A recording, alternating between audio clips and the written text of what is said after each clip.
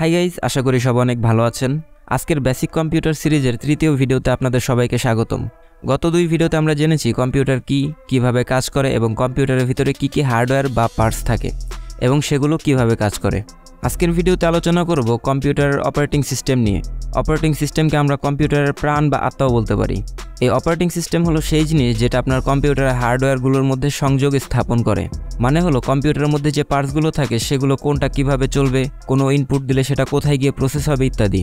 সোজা কথায় বলতে পারেন কম্পিউটারের হার্ডওয়্যার ও সফটওয়্যার যখন এক হয় তখন সেটাকে আমরা একটা পরিপূর্ণ কম্পিউটার সিস্টেম বলতে পারি।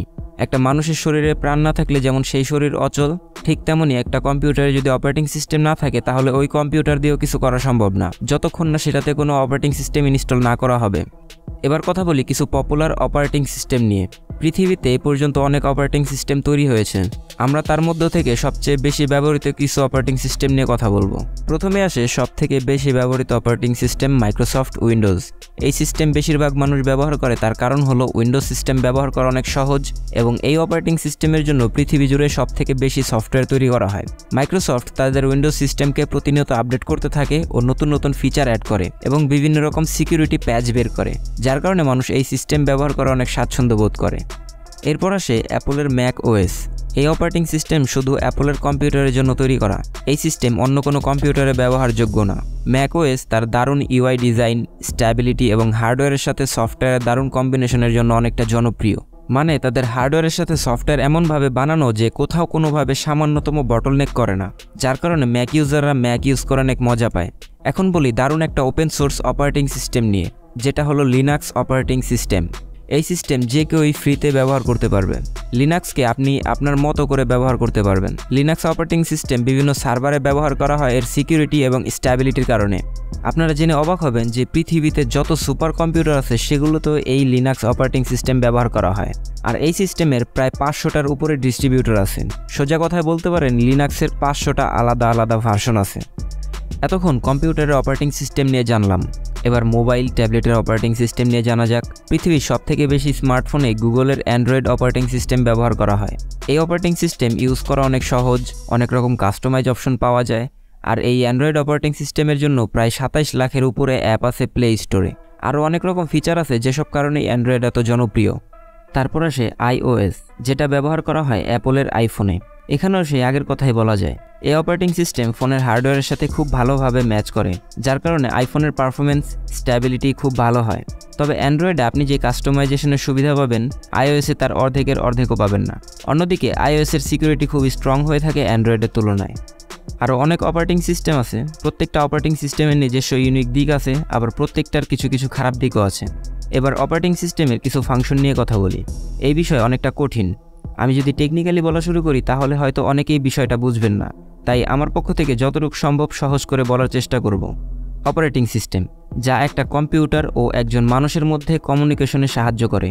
যদি সহজ করে বলি, আপনি যখন কোনো ইনপুট দিবেন তখন সেটা অপারেটিং সিস্টেমের মাধ্যমে কম্পিউটারের হার্ডওয়্যারে যাবে প্রসেস হওয়ার জন্য। প্রসেস শেষ হওয়ার পর আবার অপারেটিং সিস্টেমের মাধ্যমে আউটপুট হিসেবে সেটা দেখতে বা শুনতে পাবেন। এখন কয়েকটা ফাংশন নিয়ে ছোট করে আলোচনা করা যাক।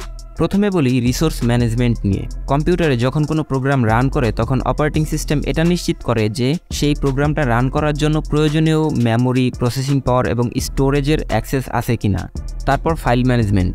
এই ফাংশনে অপারেটিং সিস্টেম বিভিন্ন রকম ফাইলকে অর্গানাইজ করে, বা বলতে পারেন কোন ফাইল কোথায় থাকলে সেটা ঠিকঠাক কাজ করবে সেই ব্যবস্থা করে। সাথে দরকারি কোনো ফাইল তৈরি করতে হলে সেটা তৈরি করে, দরকার হলে ডিলিট বা মুভ করে। তারপর আসে সিকিউরিটি ফাংশনে আপনি আপনার কম্পিউটারে মন মতো লক দিয়ে রাখতে পারবেন, যাতে করে আপনার অনুমতি ছাড়া কেউ আপনার কম্পিউটার ব্যবহার না করতে পারে। তাছাড়া থার্ড পার্টি কোনো কম্পিউটার ভাইরাস যাতে আপনার কম্পিউটারে প্রবেশ না করতে পারে সেই বিষয়গুলো খেয়াল রেখে বিভিন্ন রকম প্যাচ অপারেটিং সিস্টেমে ইন্টিগ্রেট করে দেওয়া হয়। তারপর অ্যাপ্লিকেশন ম্যানেজমেন্ট। এই ফাংশনে অপারেটিং সিস্টেম যে কোনো প্রোগ্রাম রান করা, ক্লোজ করা, কোনো প্রোগ্রামের সাথে হার্ডওয়্যারে যোগাযোগ করিয়ে দেওয়ার কাজ করে থাকে।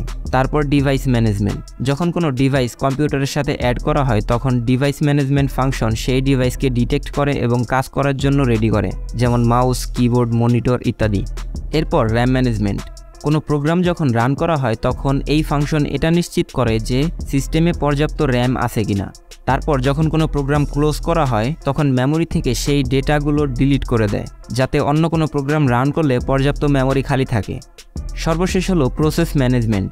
এই ফাংশনে অপারেটিং সিস্টেম বিভিন্ন প্রসেসের এক্সিকিউশন করে এবং নিশ্চিত করে যে প্রতিটি প্রসেসের জন্য প্রয়োজনীয় রিসোর্সের অ্যাক্সেস আছে।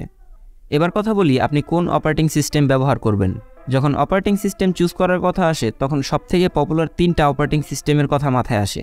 সেগুলো হলো উইন্ডোজ, ম্যাকওএস ও লিনাক্স।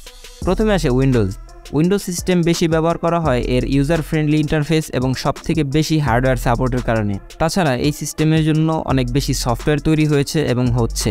তবে উইন্ডোজের সিকিউরিটি বাকি 2টার তুলনায় অনেক কম সিকিউর। তারপর আসে ম্যাকওএস। এর কথা আর কি বলবো, এই সিস্টেম অনেক প্রফেশনালরা ব্যবহার করে থাকে, কারণ হলো এর স্ট্যাবিলিটি এবং এর সিকিউরিটি। সবশেষে আসে লিনাক্স অপারেটিং সিস্টেম। এই সিস্টেম ফ্রি আর ওপেন সোর্স, এটা হাইলি কাস্টমাইজেবল এবং অনেক সিকিউর, কিন্তু এই অপারেটিং সিস্টেমের জন্য খুব বেশি সফটওয়্যার অ্যাভেলেবেল না উইন্ডোজ আর ম্যাকওএসের তুলনায়। এখানে আপনার কাজের ধরন অনুযায়ী আপনার অপারেটিং সিস্টেম চুজ করতে হবে। 3টা অপারেটিং সিস্টেমই খুব ভালো চয়েস, আপনি যেটাই ব্যবহার করেন নিঃসন্দেহে করতে পারেন। সো গাইজ, ভিডিওটা যদি একটু ভালো লেগে থাকে তাহলে অবশ্যই ভিডিওতে একটা লাইক করবেন, চ্যানেলটা সাবস্ক্রাইব করবেন। কথা হবে পরের কোনো একটা ভিডিওতে, সে পর্যন্ত সবাই ভালো থাকবেন, বাই।